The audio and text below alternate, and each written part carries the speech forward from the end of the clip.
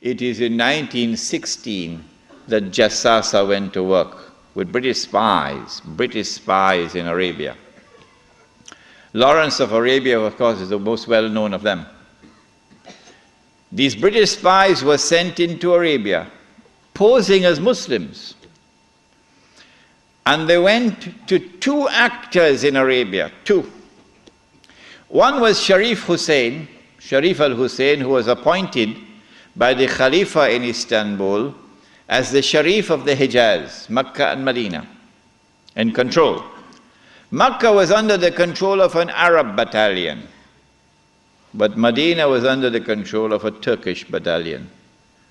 And I wish I could understand why the Khalifa insisted on the Turkish battalion under the leadership of Fakhri Pasha to defend Medina. I don't know why.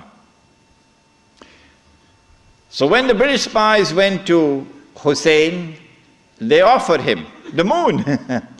They offered him the moon. We will liberate the land of the hated Ottoman Turks, and we will give you independence and freedom, and you will now become the king of the Arabs. Remember, Britain is not talking about Khilafah. No, we'll make you the king of the Arabs. And we also prepared to offer you a little, you know what, just £7 million. Huh? £7 million at that time is what Bill Gates has now. Sharif Hussein, the great-great-grandfather of Abdullah in Jordan now, then betrayed the Prophet Muhammad ﷺ, betrayed 1400 years of history of this ummah, violated the plain and clear command of Allah subhanahu wa ta'ala in the Quran in Suratul Ma'idah, in which He commanded us, Ya ayyuhalladhina amanu la tattakhizul yahuda wan nasara awliya. Do not take the Jews and do not take the Christians as your awliya. Do not establish an alliance with them in which you become dependent upon them and subservient to them. Do not do that, says Allah. بَعْدُهُمْ أَوْلِيَاءُ بَعْضٍ. They are protecting friends of each other. وَمَنْ يَتَوَلَّهُمْ مِنْكُمْ فَإِنَّهُ مِنْهُمْ. Whosoever from amongst you turn to them for that kind of an alliance, you no longer belong to this ummah, you've now joined them.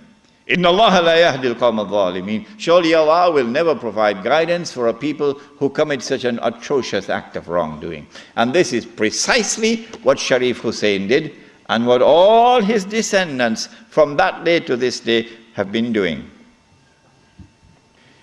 Sharif Hussein now accepts 7 million sterling pounds and enters into a military alliance with Britain and declares himself independent of the Ottoman Khalifa.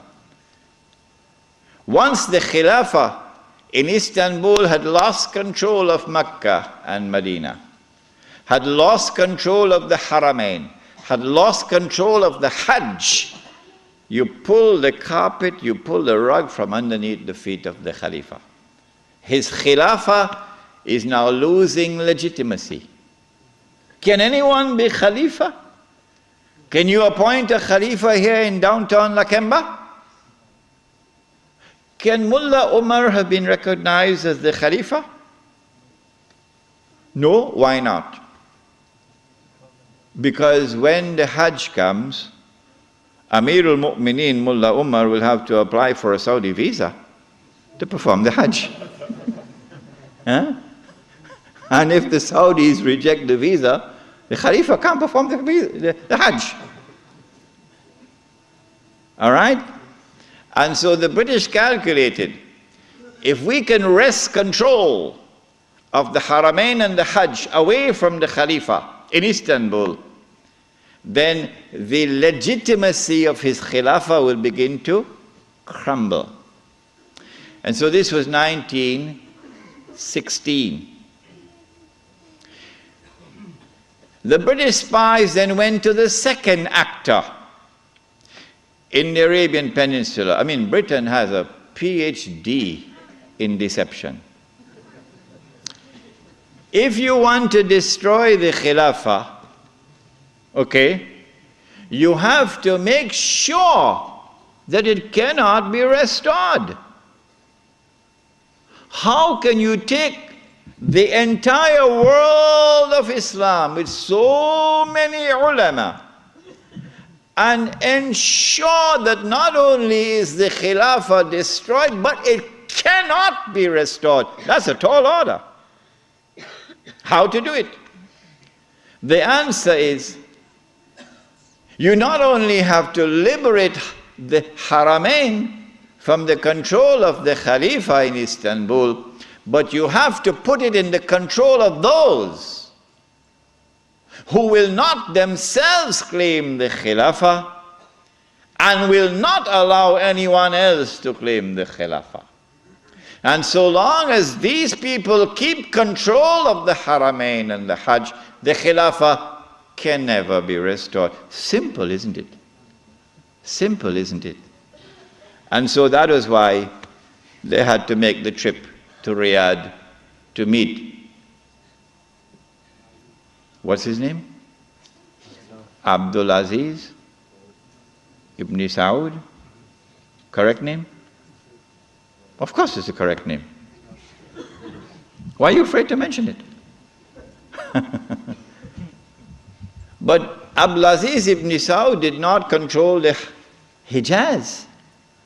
So he couldn't command the check for £7 million. He had to be content with something less than that. So what the British offered to him was, if you would sign the same kind of agreement with us and violate the specific command in the Quran and betray Allah and His Messenger and betray the Ummah, if you will do that, we pay you £5,000 a month. Would you accept that? Abdul Aziz says, yes. Yes.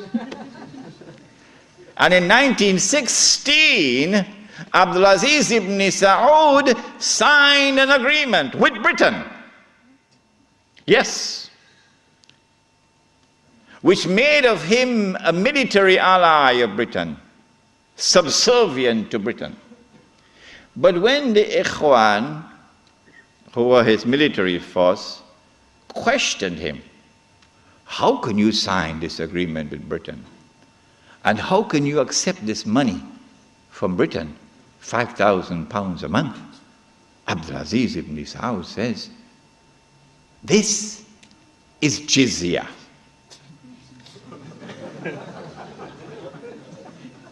Jizya is what they pay to me because I control them.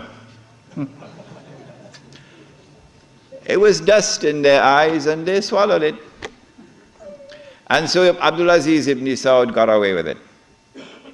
Massive betrayal, and a very dangerous plan is now in place.